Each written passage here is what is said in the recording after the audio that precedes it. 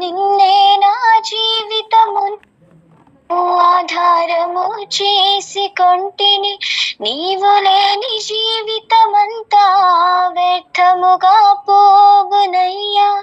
నిన్నే నా జీవితమునకు ఆధారము చేసి కొంటిని, నీవు లేని జీవితమంతా వ్యర్థముగా పోవునయ్యా.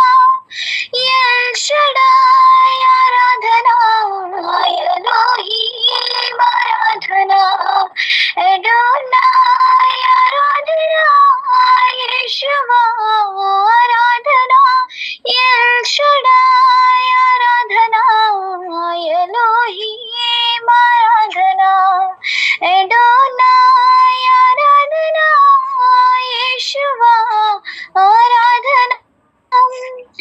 కృంగియున్న నన్ను చూసి కన్నీటిని తుడిచితివయ్యా. కంటి పాపవలే కాచి కరుణతో నడిపితివయ్యా. కృంగియున్న నన్ను చూసి కన్నీటిని తుడిచితివయ్యా. కంటి పాపవలే మందాసీనుడైన తండ్రి, మహాగణుడానికి వందనాలు. సర్వోన్నతుడ, సర్వశక్తిమంతుడా, నీకే వందనాలు. ఎక్కడైతే ఇద్దరు ముగ్గురు కూడి ఉండి నా నామంలో ప్రార్థన చేస్తూ ఉంటారో వారి మధ్యలో ఉండాలని సెలవు ఇచ్చిన దేవుడో తండ్రి, మీరు మా మధ్యలో ఉండి నడిపిస్తున్న విధానానికి వందనాలు అయ్యా. వచ్చిన నీ ప్రియ పిల్లలందరినీ కూడా దీవించండి. రాని నీ యొక్క ప్రియ బిడ్డలందరినీ కూడా త్వరపెట్టి నడిపించండి. వాక్య భాగంలోనికి వెళ్తుండగా నీ సన్నిధిని మాకు తోడుగా ఉంచండి.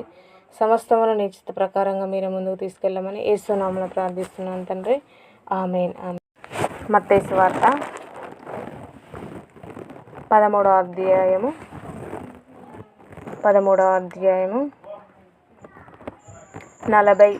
నుండి 50 వచనాల వరకు మీలో ప్రేరేపించబడిన వాళ్ళు ఒకరు చదవండి ఎవరైనా. మరియు పరలోక రాజ్యము సముద్రంలో వేయబడి నానా విధములైన చేపలను పట్టిన వలన పోలి ఉన్నది. అది నిండినప్పుడు దానిని దరికి లాగి కూర్చుండి మంచి వాటిని గంపలలో చేర్చి చెడ్డ వాటిని బయట పారవేయుదురు.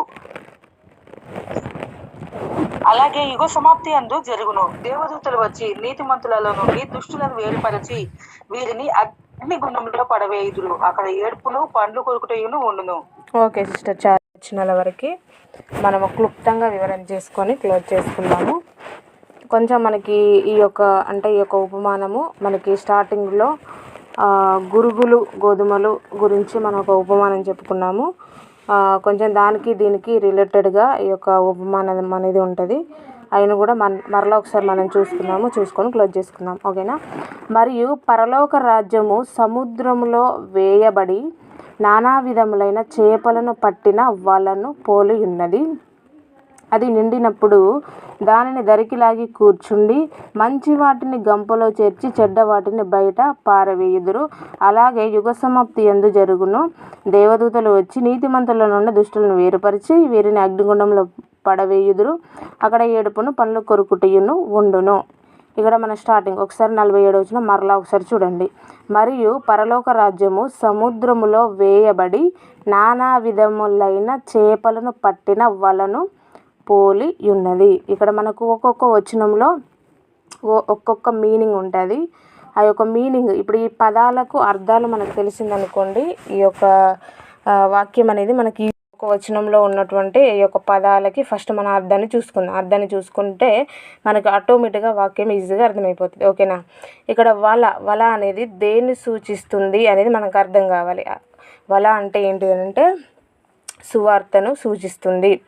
వల వేయడం, ఇప్పుడు చేపలు అనగానే ఏంటిది? చేపలు అనగానే మనందరూ నార్మల్గా ఏమైనా చేపలు మనకి కల్లోకి వచ్చాయనుకోండి, లేకపోతే చేపల దర్శనంలో కనిపించాయి అనుకోండి, నార్మల్గా ఎలా ఆలోచిస్తారంటే చేపలు అనగానే విశ్వాసులకే అంటే సాదృశ్యంగా ఏంటంటే ఆత్మలు లేక విశ్వాసులకు సాదృశ్యంగా తీసేసుకొని ఇంకా కళలో నాకు చేపలు వచ్చాయి కనుక ఏంటంటే ఆత్మలకు సంబంధించినటువంటి ఒక దర్శనం నాకు వచ్చింది, ఆత్మలు పట్టాలి అనేటువంటి ఉద్దేశంగా కొంతమంది ఆలోచిస్తూ ఉంటారు. కానీ ఈ యొక్క చేపలు దేన్ని సూచిస్తున్నాయి అని అంటే చేపలు అని అంటే ఇప్పుడు సముద్రంలో మనకి వలలు 2 రకాలు ఉంటాయండి. వలలు ఇప్పుడు మనకి ఇక్కడ బైబిల్లో చెప్పిన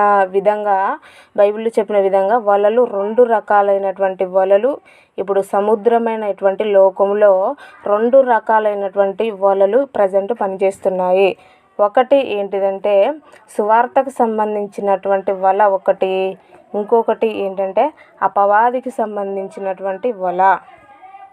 సువార్తకు సంబంధించినటువంటి వలలో ఎవరు ఉంటారు అని అంటే విశ్వాసులు, అంటే విశ్వాసికి సంబంధించినటువంటి ఆత్మలు ఎక్కడ ఉంటారంటే సంఘములో ఉంటారు.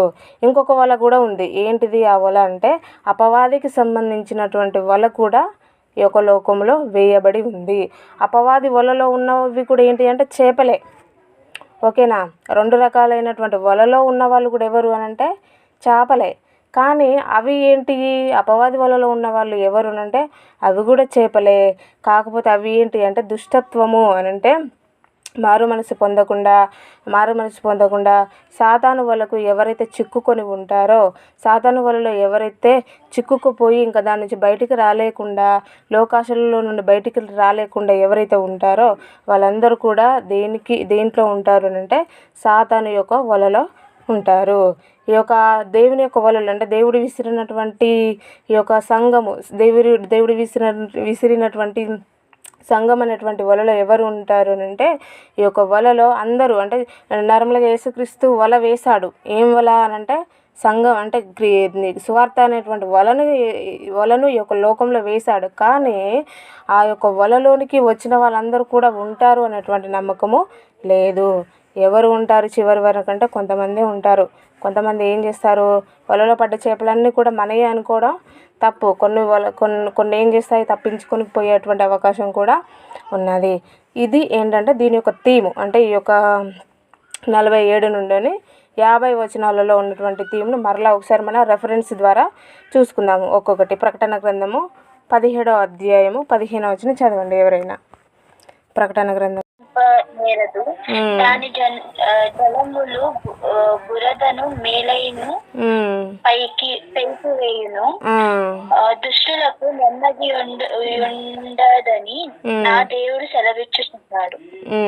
ఓకేనండి, చాలు. ఏంటంటే భక్తిహీనులు కదులుచున్న సముద్రం వంటి వారు, అది నిమ్మలింపనేరదు, దాని యొక్క జలములు బురదను మైలను పైకి వేయుము. ఏంటంటే భక్తిహీనులు దేనికి సాదృశ్యంగా దేవుడు క్లియర్గా మనకి ప్రకటన గ్రంథంలో అండ్ మరలా యెషయా గ్రంథంలో రెండిట్లో మనకు చాలా క్లియర్గా తెలియజేశాడు. ఏంటంటే సముద్రము అంటే లోకంలో ఉన్నటువంటి యొక్క ప్రజలు ఎవరైతే ఉన్నారో దీంట్లో భక్తిహీనులు ఉంటారు, ఇంకెవరు ఉంటారంటే భక్తిపరులు కూడా ఉంటారు. ఈ యొక్క సముద్రంలో వేయబడినటువంటి వల ఏంటిదంటే సువార్త అనేటువంటి వల. ఈ యొక్క వలకి మనకి ఇంకొక సాదృశ్యంగా కూడా మనకి మత్తయి సువార్తలో ఒక మాట ఉంటే చదవండి. మత్తయి సువార్త 4వ అధ్యాయము 19-20 వచనాలు. మత్తయి సువార్త 4వ అధ్యాయము 19-20 వచనాలు. ఆయన నా వెంబడి రండి, నేను మిమ్మల్ని మనుషుల పట్ల జాలరున చేతునని వారితో చెప్పాను. వెంటనే వారు తమ వలలు విడిచిపెట్టి ఆయనను వెంబడించిరి. ఓకేనండి, చాలు. ఇక్కడ ఏమని చెప్తున్నాడు, ఆయన నా వెంబడి రండి, నేను మిమ్మును మనుషులను పట్టు జాలరులుగా చేతునని వారితో చెప్పాను. వెంటనే వారు తమ వలలు విడిచిపెట్టి ఆయనను వెంబడించిరి. ఆయన అంటే యేసుక్రీస్తు డైరెక్ట్ ఎవరితో చెప్తున్నాడు అంటే శిష్యులతో చెప్తున్నాడు. ఏమని, నా వెంబడి రండి, మీరు ఇప్పుడు చేపల్ని ఏం చేస్తున్నారంటే పడుతున్నారు, కానీ మిమ్మల్ని నేను ఎలా చేస్తాను అని అంటే మనుషులు, ఇప్పుడు మీరు చేపలను పడుతున్నారు కానీ ఒకవేళ మీరు నన్ను వెంబడించారనుకోండి మిమ్మల్ని నేను ఎలా చేస్తాను అని అంటే మనుషులను పట్టే జాలరులుగా చేస్తాను. ఈ యొక్క మనుషులను పట్టే మనుషులను పట్టేటువంటి వల అంటే మనుషులను పట్టేటువంటి వల ఏంటిదంటే సువార్తకు సంబంధించినటువంటి వల అనేది మనకు ఈ రెఫరెన్స్ ద్వారా మనం తెలుసుకోవచ్చు. హబక్కు గ్రంథంలో ఉన్నటువంటి మాట ప్రకారంగా ఇంకొక వల కూడా మనకు కనిపిస్తుంది. హబక్కు గ్రంథము 1వ అధ్యాయము 14-15 వచనాలు చదవండి ఎవరైనా. మంచి భాగమును పుష్టినిచ్చు భోజనమును తనకు కలుగుచున్నవని వాడు తన వలకు బలులకు పంపుతున్నాడు, తన ఉరులకు ధూపం చూపుతున్నాడు. ఎల్లప్పుడూ చాలు సిస్టర్. ఓకే సిస్టర్, చాలు. ఇది ఏంటిదంటే సాతానుకి సంబంధించినటువంటి వల. వాడు ఏం చేస్తున్నాడు, వాడు మనుషులందరినీ కూడా వాడు ఏం చేశాడు, మానవులందరినీ కూడా వాని యొక్క గాలానికి గుచ్చి ఏం చేశాడంటే లాక్కొని ఉన్నాడు. ఇది ఏంటిదంటే 2 రకాలైనటువంటి వరలు. ఇప్పుడు మనకి మత్తయి సువార్తలో ఉన్నటువంటి వల ఏంటిదంటే సువార్తకు సంబంధించినటువంటి వల ఈ లోకంలో ఉంది. ఈ యొక్క సముద్రమైనటువంటి ఈ యొక్క లోకంలో మత్తయి సువార్తలో ఉన్నటువంటి వచనం ప్రకారంగా సువార్త అనేటువంటి వల లోకంలో ఉంది. ఇంకొక వల ఏముంది అని అంటే హబక్కు గ్రంథంలో చెప్పబడిన విధంగా సాతానుగాడు వేసినటువంటి వల కూడా లోకంలో ఉంది. కాబట్టి ఈ యొక్క సాతానుగాడు వేసినటువంటి వలలో ఉండి సంఘంలో ఉండే వాళ్ళు కూడా ఉన్నారు. సాతానుగాడు వేసినటువంటి దేవుడు వేసినటువంటి వలలో ఉండి మరలా సాతానుగాడు వేసేటువంటి వలలోనికి వెళ్ళే వాళ్ళు కూడా ఉన్నారు. దేవుడు వేసేటువంటి వలలో నుండి తప్పించుకొని సాతానుగాడు వేసేటువంటి వలలోనికి వెళ్ళే వాళ్ళు ఎవరు అని అంటే లోకాన్ని ప్రేమించేవాళ్ళు. సంఘంలో ఉండి కూడా దుష్టత్వాన్ని ఎవరైతే విడిచిపెట్టారో వాక్యానుసారంగా ఎవరైతే ఉండరో, లోకాన్ని ఎవరు అయితే ప్రేమిస్తారో వాళ్ళందరూ కూడా ఏంటిది, దేవుడు అందరికీ వల వేశాడు. భూమి మీద ఉన్న 850 కోట్ల మందికి దేవుడు వల వేశాడు. కానీ ఆ వలలోనికి వచ్చిన వారికి ఉండేటువంటి చేపలు కాదు.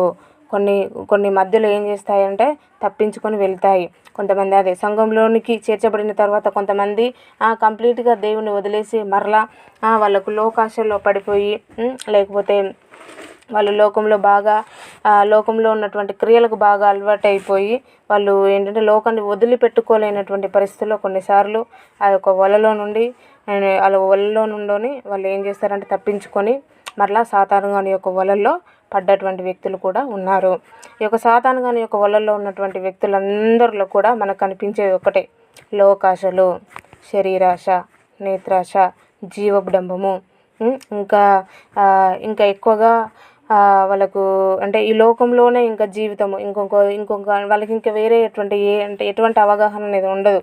ఈ లోకంలో బ్రతికున్నంత కాలము తినాలి, త్రాగాలి, సుఖించాలి, ఇంతే. ఇంకా డబ్బులు సంపాదించాలి, లేకపోతే కుమార్తెలకు ఇంకా డబ్బులు పోగు చేయాలి, నేను సుఖంగా ఉండాలి, ఇంకా నాకు ఇంకా వేరే లైఫ్తో సంబంధం లేదు, వేరే పక్కన వాళ్ళతో సంబంధం లేదు అన్నటువంటి ఎవరైతే మనస్తత్వం కలిగి సాతాను యొక్క వలలో చిక్కుకొని ఉంటారో, మరలా సాతానుగాడు వేసేటువంటి వలలు చాలా ఉన్నాయండి. వాడు ఒక్కొక్కరికి ఒక్కొక్క విధమైనటువంటి వలలు వేస్తాడు. యవనస్తులకు వేరే వలలు, ఇంకా మధ్య వయస్కులో ఉన్న వాళ్ళకి వేరే, కుటుంబంలో ఉన్న వాళ్ళకి వేరే, సంఘంలో ఉన్న వాళ్ళకు కూడా వేరే ఉంటాయి. యవనస్తులకైతే శరీరాశ, నేత్రాశ, జీవడంబము, ఆశ నిగ్రహం లేనటువంటి మనస్సు, చూసిన ప్రతిదీ కూడా ఏంటంటే ఆకర్షితమైపోయి పాపంలో పడిపోయి ఆ పాపం ద్వారా చివరికి మరణాన్ని తెచ్చుకొని చివరికి నరకానికి తీసుకెళ్లేటువంటి పరిస్థితి ఏర్పడుతుంది. ఇది యవనస్తులకు వేసేటువంటి వల. ప్రేమ, ఇంకా తల్లిదండ్రులకు విధేయత కలిగి జీవించకుండా ఇష్టానుసారంగా జీవించడము. వాళ్ళలో ఏంటంటే నేను యవన కాలంలో ఉన్నాను కనుక నేను ఇతరుల హృదయాన్ని తీసుకొచ్చి దయ్యం ఏం చేస్తుంది, యవనస్తులకైతే ఒక విధమైనటువంటి వలని వేస్తుంది. కుటుంబంలో ఉన్న వాళ్ళకి ఏంటిది, అనేకమైనటువంటి భారాలు. కొంతమందికి అప్పులు బాగా పెట్టిస్తూ ఉంటుంది. అప్పుల నుండి బయటకు పడకుండా మరలా అదే ఆలోచించి అలానే మరణించే విధంగా చేస్తుంది. కుటుంబంలో శాంతి సమాధానం లేకుండా, నెమ్మది లేకుండా, అలా ఈ యొక్క లక్షణాలన్నీ కూడా ఎక్కడ కనిపిస్తాయి అని అంటే సాతాను యొక్క వలలో ఎవరైతే ఉంటారో వారిలో మనం ఈ యొక్క లక్షణాలన్నీ కూడా చక్కగా చూస్తాము. ఈ యొక్క లక్షణాలన్నీ కూడా వాళ్ళలో ఉంటాయి. దేవుని యొక్క వలలో ఎవరైతే ఉంటారో, సంఘంలో ఎవరైతే ఉంటారో, సంఘంలో ఉండి కూడా సాతాను యొక్క క్రియలను విడిచిపెట్టకపోతే వాళ్ళు సంఘంలో ఉండి కూడా ఏంటంటే వాళ్ళు దుష్టుని యొక్క వలలో ఉన్నట్టే. నేను కూడా సంఘంలోనే ఉన్నాను, సంఘంలో ఉన్నటువంటి సభ్యురాలనే అనేసి ఒకవేళ మనం అనుకోవచ్చు. కానీ మనము చివరి వరకు పెరుగుతూనే ఉండి తర్వాత మన గోధుమ అనేది ఎప్పుడు అంటే దేవుని యొక్క 2వ రాకడ వచ్చినప్పుడు అది బయటపడుతుంది. సో కాబట్టి సంఘంలోనే ఉంటూ దుష్టత్వాన్ని విడవలేకుండా ఉంటే మనము ఏంటంటే వేరు చేయబడతాము. సంఘంలో నుండి ఇప్పుడు గోధుమలు ఏ విధంగానైతే వేరు చేయబడతాయో అదేవిధంగా మనము కూడా వేరు చేయబడేటువంటి ఒక రోజు వస్తుంది. ఈ యొక్క వల అనేది ఎప్పటికీ వేయబడదు. ఇప్పుడు మనం వలను వేశారనుకోండి, వలను వేయగానే వెంటనే చేపలు పడవు. వలను వేసిన తర్వాత దానికంటూ కొంచెం టైం ఉంటుంది. ఆ టైం వరకు ఆ యొక్క వ్యక్తి ఏం చేయాలి అంటే వెయిట్ చేయాలి. ఇప్పుడు సువార్త అనేటువంటి వల వేయబడ్డది, అనేటువంటి వల ఇప్పుడు వెంటనే తీయబడదు, ఇది కంటిన్యూ అవుతుంది. ఎప్పటి వరకు కంటిన్యూ అవుతుంది అని అంటే ప్రకటన గ్రంథము 10వ అధ్యాయము 7వ వచనం చదవండి ఎవరైనా. ప్రకటన గ్రంథము 10వ అధ్యాయము 7వ వచనము. 7వ దేవత పలుకు దినములలో అతడు బూరబోచుండగా దేవుడు తన అని అంటే 7వ దూత బూరలు ఊదినప్పుడు, మొదటి దూత బూర ఊదినప్పుడు సువార్త ప్రకటించబడుతూనే ఉంటుంది. 2వ దూత బూర ఊదినప్పుడు కూడా సువార్త ప్రకటించబడుతూనే ఉంటుంది. కానీ ఎప్పుడు ఈ యొక్క వల తీయబడుతుంది అని అంటే 7వ దూత బూర ఊదినప్పుడు. ఇంకప్పటికి ఏంటంటే సువార్త అనేటువంటి వలను దేవుడు తీసేస్తాడు. అంటే సువార్త అనేటువంటి వలను దేవుడు తీసేస్తాడు అని అంటే అప్పటికి సువార్త ఏంటంటే సమాప్తం అయిపోతుంది. అప్పటి వరకు సమయాన్ని ఇచ్చాడు. ఇప్పుడు ఏంటిది, లోకంలో వల వేయబడ్డది, ఆ వలలోనికి వచ్చేసి రక్షణ పొందితే నో ప్రాబ్లం, ఏం కాదు. కానీ ఆ యొక్క వలలోనికి వచ్చిన తర్వాత కూడా జారిపోయి కనీసం అసలు వల దగ్గరికి వచ్చే వాళ్ళు కూడా లేరు, వచ్చి జారిపోయిన వాళ్ళు కూడా కొంతమంది ఉన్నారు. కాబట్టి ఆ యొక్క సర్టన్ టైం వరకు ఈ యొక్క వల అనేది ఉంటుంది. అప్పటి వరకు ఎవరైతే ఏ యొక్క చేపలైతే ఆ యొక్క వలలోనికి వచ్చి చేరుతాయో, ఆ యొక్క వలలోనికి వచ్చినటువంటి ఆ యొక్క చేపలు ఏ చేపలైతే చివరి వరకు ఉంటాయో ఆ యొక్క చేపలు మాత్రమే రక్షించబడతాయి. ఆ వలలోనికి చేరని అటువంటి చేపలు కూడా రక్షించబడవు. ఈ యొక్క 7వ దూత బూర ఊదేంత వరకు టైం ఉంటుంది. ఇంకా మన యొక్క మరణము అంటే ఈ లోకాన్ని మనం విడిచిపోయేంత వరకు కూడా టైం ఉంటుంది. ఆ యొక్క టైంలో మనం ఏం చేయాలి, మనం ఏ వలలో ఉన్నాము అనేది మనము సరి చేసుకోవాలి. మనము దుష్టుని యొక్క వలలో ఉన్నామా, లేకపోతే దేవుని యొక్క వలలో మనము ఉన్నామా? దుష్టుని వలలో ఉంటూ మనము దేవుని వలలోనే ఉన్నాము అనేటువంటి ఒక అంటే దయ్యం కలిగజేసినటువంటి గుడ్డితనంలో మనము ఉన్నామా అనేది మనముగా పరీక్షించుకోవాలి. ఒకవేళ దుష్టుని వలలో ఉంటే మనం ఏం చేస్తామనంటే, ఒకవేళ మనకు అది సరైన మార్గంగా కనిపించినా మనము నిత్య నరకానికి వేరు చేయబడతాము. దుష్టునికి సంబంధించినటువంటి క్రియలు మనలో ఉండి దేవుని యొక్క సంఘం అనేటువంటి వలలో మనం ఉన్నా కూడా ఏం చేయబడతాము అంటే వేరు చేయబడతాము. కాబట్టి వేరు చేయబడక ముందే ఆ వలలో నుండి అంటే ఏ వలలో ఉన్నామో మనం గుర్తించుకొని మనం ఉన్నటువంటి వల సరి అయినదేనా అని మనముగా సెల్ఫ్ చెకప్ చేసుకొని మన జీవితాలను మనము సరి చేసుకోవాలి. మరలా ఒకసారి చూడండి. మరియు పరలోక రాజ్యము సముద్రములో వేయబడి నానా విధములైన చేపలను పట్టిన వలను పోలి ఉన్నది. అది నిండినప్పుడు దానిని దరికి లాగి కూర్చుండి మంచి వాటిని గంపలలో చేర్చి చెడ్డ వాటిని బయట పారవేయుదురు. ఏంటిది, ఆ యొక్క వల నిండిపోయింది అంటే లోకాచారు అంటే దాన్ని దేనికి సూచిస్తుంది అంటే సంఘంలోనే ఏమున్నాయి అని అంటే ఇగో ఇక్కడ వేరు చేయబడేటువంటి చేపలు ఉన్నాయి, గంపలో వేయబడేటువంటి చేపలు కూడా ఉన్నాయి. మొత్తానికైతే వల ఏమైంది అంటే నిండుకపోయింది. ఇప్పుడు కొన్ని సంఘాలను చూస్తే లక్ష మంది ఉంటారు. కానీ దాంట్లో మంచి గంపలో వేయబడేటువంటి వ్యక్తులు ఎంతమందో తెలియదు. మంచి గంపలో వేయబడడం అంటే ఏంటిది, నిత్య జీవానికి చేరుకునేటువంటి వ్యక్తులు ఎంతమందో తెలియదు. ఆ యొక్క గంపలో నుండి బయట పారవేసేటువంటి వ్యక్తులు ఎంతమందో తెలియదు. ఆ యొక్క దానికి సదృశ్యంగా దేవుడు ఈ యొక్క మాటను చెప్తున్నాడు. మరలా ఒకసారి చూడండి. అది నిండినప్పుడు దానిని దరికి లాగి కూర్చుండి మంచి వాటిని గంపలలో చేర్చి చెడ్డ వాటిని బయట పారవేయుదురు. అలాగే యుగ సమాప్తి యందు జరుగును. దేవదూతలు వచ్చి నీతిమంతులలో నుండి దుష్టులను వేరుపరిచి వీరిని అగ్నిగుండంలో పడవేయుదురు. అక్కడ ఏడ్పును పండ్లు కొరుకుటయును ఉండును. ఏంటిది, ఈ యొక్క మంచి గంపలలో ఈ యొక్క వలలో ఉన్నటువంటి వ్యక్తులు చెడ్డవారు ఉన్నారు, మంచివారు ఉన్నారు. అంతేకాకుండా ఏంటిది, వీళ్ళందరూ కూడా ఏంటంటే చివరి వరకు ఈ యొక్క గోధుమల గురుకులు ఏ విధంగా అయితే పెరిగాయో వీరందరూ కూడా ఏంటంటే కలిసే పెరుగుతున్నారు. ఆ తర్వాత వీళ్ళు వేరు చేయబడతారు. వేరు చేయబడిన తర్వాత మంచివాళ్ళు నిత్య జీవం అనేటువంటి గంపలో వేయబడ్డారంటే వాళ్ళు పరలోక రాజ్యాన్ని స్వాధీనపరుచుకుంటారు. ఈ యొక్క ఎవరైతే బయట పారవేయబడి అంటే వలలో నుండి బయట గంపలో కాకుండా కింద పడేసారో ఆ యొక్క చేపలు, ఆ యొక్క వాళ్ళందరూ కూడా ఎక్కడికి అంటే నిత్య నరకానికి వెళ్తారు. ఇక్కడ ఈ యొక్క గురుగుల ఉపమానం కూడా సేమ్ యాజ్ ఇట్ ఈజ్గా అలానే ఉంటుంది. ఇక్కడ ఇది కూడా ఏంటిది, గురుగులను తీసి నిత్య అగ్నిలో వేస్తారు, గోధుమలను తీసి కొట్లో పోస్తారు. ఇక్కడ కూడా ఏంటిది, మంచి చేపలను తీసి గంపలో అంటే పరలోక రాజ్యం అనేటువంటి గంపలో వేస్తాడు, ఒక చెడ్డ చేపలను తీసేసి అగ్నిలో వేస్తాడు. కాబట్టి మనము కూడా ఏంటంటే గురుగులాగా ఉన్నామా, లేకపోతే ఇక్కడ ఈ యొక్క వచనాన్ని ప్రకారంగా చూసుకుంటేనేమో మనము క్రీస్తు అనేటువంటి వలలో ఉన్నామా, క్రీస్తు అనేటువంటి వలలోనే ఉండి వేరు చేయబడే వారిగా ఉన్నామా?